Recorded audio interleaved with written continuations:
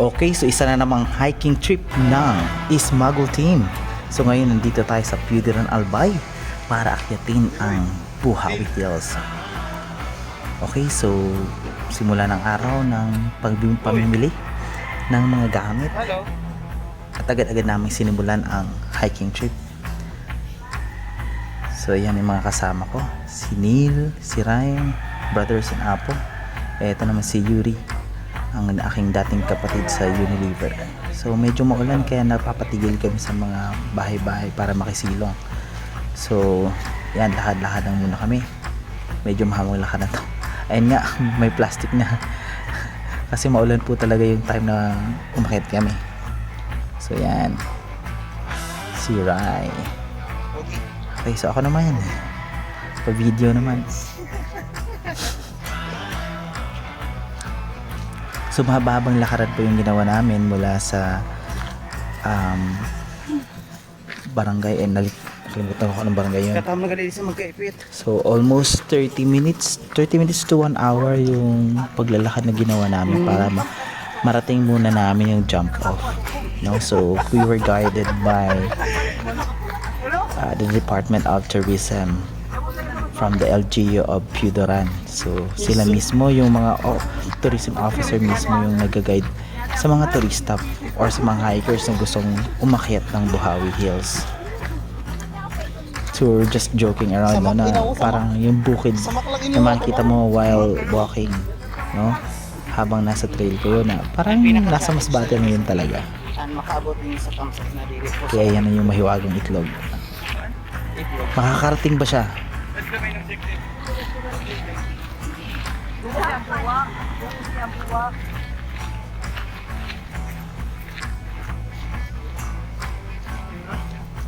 Yan, gumaganda ng view. Nakatatanaw na po natin yung mismo Buhawi Hills na aakyatin namin. Yun po yung nasa rightmost ng camera. Mahaba-habang lakaran po yan, so mananakit po talaga yung mga panyo. Yan. So ito na yung unang tawid namin ng ilog. Natatanaw na talaga ang Buhawi Hills. Yan. Parang ang lapit niya lang tingnan, parang baba niya lang tingnan. Parang ang dali lang, no? Ang dali. Yun yung akala namin. Madali. Okay. Tawid na tayo ng ilog.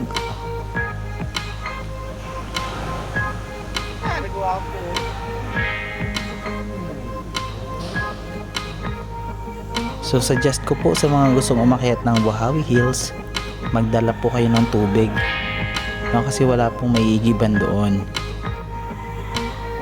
Pero make it lang, yung madadala kanya, kung pwede kanya-kanya kayong tubig na dala para at least walang isang nahihirapan na magdadala ng tubig, kasi isa yun sa nagpahirap sa amin, lalo na sa akin. Kasi ako nung time na umakyat kami ng Buhawi Hills, almost kakahil ko lang galing ako sa isang fractured accident ako sa motor, tapos sinemento yung kanang kamay ko. Isipin mo yun, tapos magdadala ka pa ng 6 na liter ng tubig. Medyo mahihirapan din talaga. So mas mabuti kung magkanya-kanya kayo ng tubig. 1 to 2 liters siguro okay na yun, kasi overnight lang naman kayo doon sa Buhawi Hills. Medyo na tayo may line din kami yung time na yan.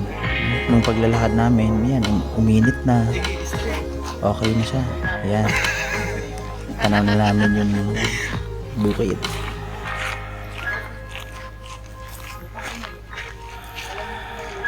Siyempre, secure yung lechong manok. Nakasabit lang yung lechon manok. Medyo pagod na yan. Actually, ang haba kasi ng biyahe po. Pero para makatipid kayo ng energy, siguro mabalik man ako sa Buhawi Hills. Magmumotor na ako papunta ng jump off. As in, magmumotor na talaga ako. Gear up. Kasi ang haba ng lakarin. Pero well, enjoy naman siya. Pahinga-pahinga lang konti in between. May mga cottages naman na magpapahingahan. Yan, diretso lakad na ulit. Pahinga lang mo siguro mga 5 to 10 minutes lang na pahinga. Yan, diretso na ulit. Tingin dito. Yan si Carl, tapos si Don yung jowa niya. Sana maulit ulit, no? Next time. Okay, so yan na po yung Buhawi Hills na aakyatin. Parang mababa lang siya tingnan. Pero actually, I would consider it to be one of the hardest climb Good. na ginawa ko. Kasi delikado talaga siya, like magkamali ka lang ng konti, parang langit na talaga. Wala kasing mahahawakan. Yung pilapil, matalim naman yung dahon, so masusugatan ka. So Medyo muscle off. delikado po talaga ang Buhawi Hills. So I would not suggest this for beginners. Mahirap po talaga siya.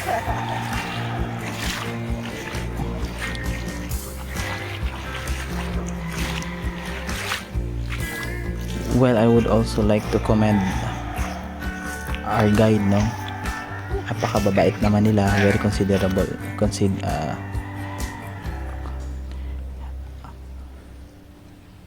Mabait din nila. Pero hindi ka nila ibi-baby. Oh, bala ka dyan. Ginusto mo to. Umakyat ka. Pahinga ka pahinga ka ng pahinga. Pahinga ka kung gusto mong pahinga. Pero huwag kang hihingi ng tulong. Magtutulong naman sila pag talagang pero ipupush ka nila. Nakayanin mo. Yan, dito na kami sa jump off ng Buhawi Hills. Ito na po yung last na pahinga, no? Bago talaga sumabak na sa akyatan. So yung iba dito, pag medyo dito na nagluluto para dire-diretso na pagdating sa taas. Kain na lang. Pero kami, ginawa namin kasi maaga pa naman. So, yan. Diretso kami agad. So, yan. Si Sir, yung tourist guide namin, yung tour guide namin, nagbibigay ng mga konting instructions, mga do's and don'ts pa habang umaakyat at pagdating sa taas. Okay, so, thank you po. Thank you dun sa tour guide namin. Gagaling. 3 po sila yung guide namin. Yada. Di mabangbang. Abo isip ko. Okay, so sabak na. May papisi. Ito na ang simula.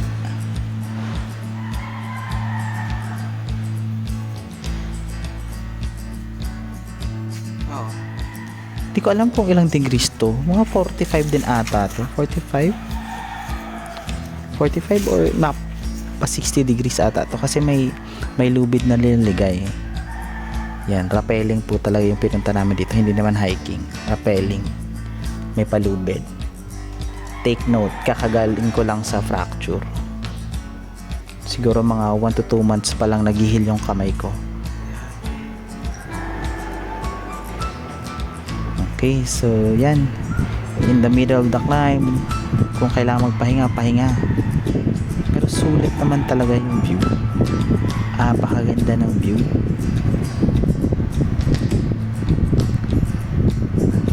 Tumiming lang na nung umaakit na kami, ulan talaga. Like, madaming nabasa sa bag ko.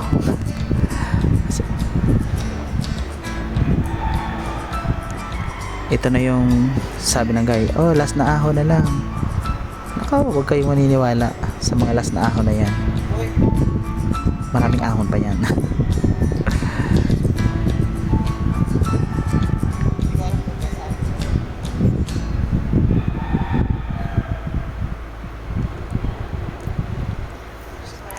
Pero syempre,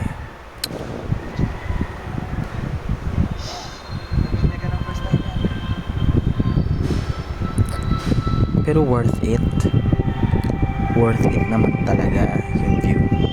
Napakaganda. Ito yung mga moments na ma-realize mo kahit gaano kahirap talaga yung pinagdadaanan mo, it's gonna be all worth it. pag nakakita mo ng lahat, makikita mo, you're in a different point of view ba? Maganda po talaga. Ito yung bukid na siguro mahirap pero gusto kong balikan. Babalik-balikan mo talaga. Yan. Ang ganda ng view sa taas. Buhawi Hills is one of a kind. A great climb with a great view.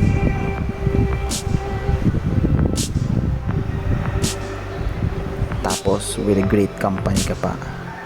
Saya. So habang in-edit ko to, tanong ko, uy, Smuggle Team, kailan ulit? Saan naman ulit? So yung kasama ko dito, si B-Boy, we are planning to climb Mount Apo by next year 2024. Kasi pupunta naman kami ng Davao for the National Convention sa Alpha Phi Omega. So hindi naman kami aatin ng mga chuchu doon. So punta na lang namin, aakit na lang kami ng Mount Apo. So yun. So dinner time, kain na. And magandang ilaw, magandang sky view.